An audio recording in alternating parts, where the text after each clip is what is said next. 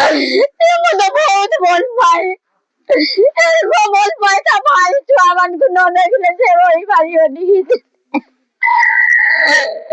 रात्रि बारे कावळे आम्ही सुनेचा पाहिला आम बोने बारे जीवा करू माई ना बापा ना बोक को नहीं सब पिटी मारी देची ଆଉ ଆମ୍ବୁଲାନ୍ସରେ ନେଇକି ଯାଉଥିଲେ ବାପା ଅଧ ବାଟରୁ କି ଡାକ୍ତରଖାନାରେ କେଇଠିକି ନେଇକି ଯାଇଛନ୍ତି ଆମେ ଜାଣିନେ କିଛି ନି ଘୁରେଇକି ପଳେଇ ଆସିଛି ଆଉ ତମେ ଦେଇକି ବସ ଉଠିକି ଆସ ଆମେ କିଛି ଗଲେ ଆଉ ରାତିରେ ଆସି ପାରିଲେନି ସକାଳୁ ସବୁ ଭଡା କରିକି ଆସିକି ଦେଖିଲା ବେଳେ ଆମ ନଣନ୍ଦ ମରିକି ପଡିଛି ଆମେ ଏବେ ନିଆଛେ ନା ତାଙ୍କର ଚାରିଟା ଛୁଆ କେୟାର ରହିବେ କେୟାର କିସ କରିବେ କିଏ ଦାୟିତ୍ୱ ଦେବ କିଏ ଦୁଧ ଦେବ ଭଲ କରିବ ମନ୍ଦ କରିବା ସେଇଟା ଆମେ ନିଆଇ ଚାହୁଁଛୁ ସବୁ ଆଜ୍ଞା ବହୁତ ଦିନ ମତେ ନ ଦେଖିଲେ ଚିଡ଼ିବେ ତା ଭାଇ କି ତା ପୁଅକୁ କାହିଁକି ଭଲ ପାଉ ନ ପାଉ ମତେ ବହୁତ ଭଲ ପାଏ ନ ଦେଖିଲେ ସେ ରହିଲେ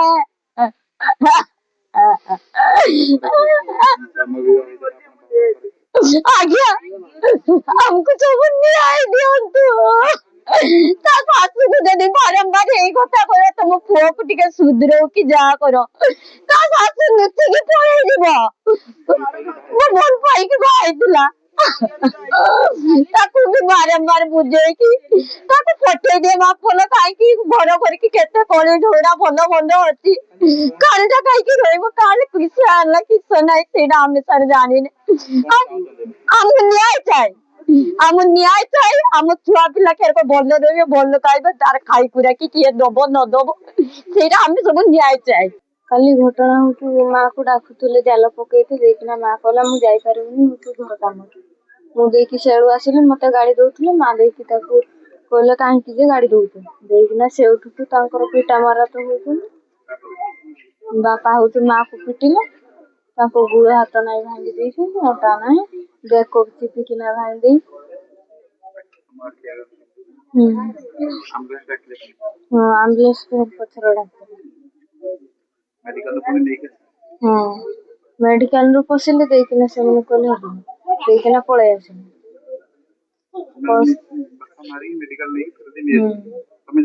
हाँ पोस्टमार्टम हम बोलिकी देखना बापा मना करदेले देखना नहीं पलि डर कहले ना कर नीलगिरी हाँ हाँ देखते हाँ देखना पलि फुली जाइए हाथ भी भांगी जाइए प्रत्येक दिन एमती नुहे दिन अधिका से बहुत पिटे मो भौणी भी घर को जाई कुहे माँ मारिला पिटिला से जाई सी भी निजे कुहे आमर भूल बणा हो जाइए कहीकि भेणई नहीं आसती जामें भल पाई बाहर तो तेणुक आम भी दी जन बुझाणा हो गले पलैबे लव मैरेज थिला गलान बाहर 20 वर्ष हतुर बेसी गलानी 20 वर्ष बेसी हाँ मो भेणी निशा खाती आउ जातिर कहते जे आम घर बहु जी हम सी भी निशा खाइब माँ यहाँ कही कास्ट आमर है डुम जाति आदिवासी तो से माने कहते अजाति झील कहीकि ढेर कथा आगु कहते तो से झगड़ा होता सान झील कहे जाल पकई डाकुला बापा बो को से न गला झगड़ा से आरंभ हो 4टा पाखर पिटा पुटी कर 6टा बेले जीवन किंतु छाड़ी गला आम्बुलांस नहीं जाइए हाँ जाल पकईते जाते नाई सेटा भी आम जाने झील जेटा कहे आम भी आसिक से शुणुचे मारिकी बुढ़ा हाथ सब भांगी भुंगा दे कि नहीं तार मो झीर भौणी मत खबर मो मामा कौन घर नीलगिरी भौणी सान भौणी फोन मारला देह खराब कहते साना जीवा कहते तो मरी जाइए आम आसिक स्पट पर देखलु मारिकी मारी ब्लड सब पड़ी हाथ गोड़ सब फटे गोड़ भांगी अंटा भांगी मुंड फुंड सब आबू कार आ कौन कर आम तो देखु बारंबार एमती पिटा मरा पर आम घर को भी जाइए बुझे जो भूल मागिक नहीं आसती ଅଜାତିର ଆଇଛି ବୋଲି ସବୁବେଳେ ବିରୋଧ କରନ୍ତି। ଆମେ କହିଲେ ତାର ଯାଇଛି ତା ଛୁଆ ପିଲା ସଂସାର ସେ କରିବ, ଘର କରି କଳି ଝଗଡା ଅଛି ବୋଲି ଆମେ ବୁଝେଇ ସାରିଛେ, କିନ୍ତୁ ଏଇଭଳିଆ ହବ ବୋଲି ଆମେ ଜାଣିନଥିଲୁ। ହଁ ସବୁବେଳେ ନିଶା ଖାଆନ୍ତି, ସବୁବେଳେ ନିଶା ଖାଆନ୍ତି। ଝିଅ ତାଙ୍କର କହିବା କଥା ଯେ ସେ ଜାଲ ପକେଇଲେ ସନ୍ଧ୍ୟାବେଳେ ଡାକୁଥିଲେ 4ଟା ବେଳେ, ଇଏ କହିଲେ ମୁଁ ଘର କାମ ଅଛି ଯିବିନି। ସେଇ କଥା ତାଙ୍କର ଝଗଡା ଚାଲେ ପିଟିଛନ୍ତି, କୁକୁର ପିଟିଛନ୍ତି ଆଉ ବତା ଫଳିଆ ପାଇଁ କହୁଛନ୍ତି ଆମ୍ବୁଲାନ୍ସ ନେଇଛନ୍ତି ବୋଲି, କିନ୍ତୁ ଆମ୍ବୁଲାନ୍ସ ଯଦି ନେଇଥିଲେ କାହିଁ ହସ୍ପିଟାଲ ତ ରହିବା ଦରକାର ନା। ଆଉ ତ ଆମେ ଚାଷି ଦେଖୁଛୁ ଘରେ ଅଛି ପଡିଛି। ସ୍ୱାମୀ ସ୍ତ୍ରୀକୁ କାଠ କଣିଆରେ ପିଟି ଦେଇଥିଲା ନଈକୁ ମାଛ ଧରିବାକୁ ନଯିବା ପାଇଁ। ସେ ଘଟଣା ବର୍ତ୍ତମାନ ଅପଡେଟ୍ କଣ? ଏ ଘଟଣାରେ ବାସ୍ତବରେ ସତ୍ୟାସତ୍ୟ କଣ? ତାର ସତ୍ୟାସତ୍ୟ ଏହା ହଉଛି ଯେ ସେ 15-20 ବର୍ଷ ହେଲା ବିବାହର ହେଲାଣି। ତାର 15-16 ବର୍ଷର ଝିଅ ବି ଅଛି, ଆଉ ଗୋଟେ ପିଲା ବି ଅଛନ୍ତି। ଏମିତି ସ୍ୱାମୀ ସ୍ତ୍ରୀ ଭିତରେ ଟିକେ ଝଗଡ଼ାଝାଟି ଲାଗେ।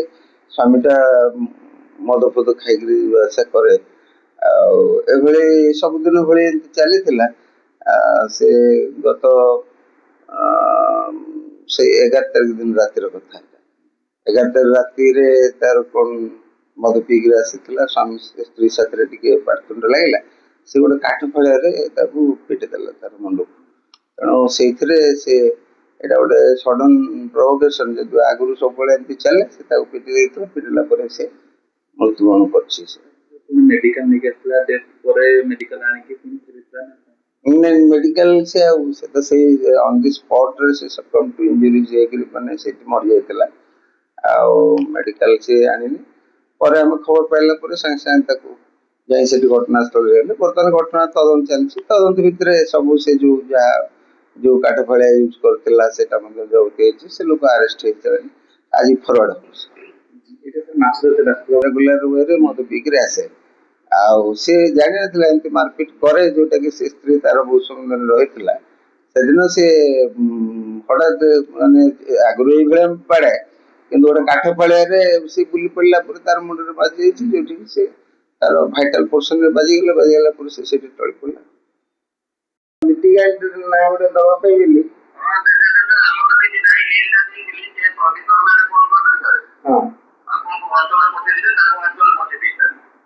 ତାଙ୍କୁ ହାର୍ଡ କପି ଦେଇଦେବେ, ପଠେଇଦିଅ।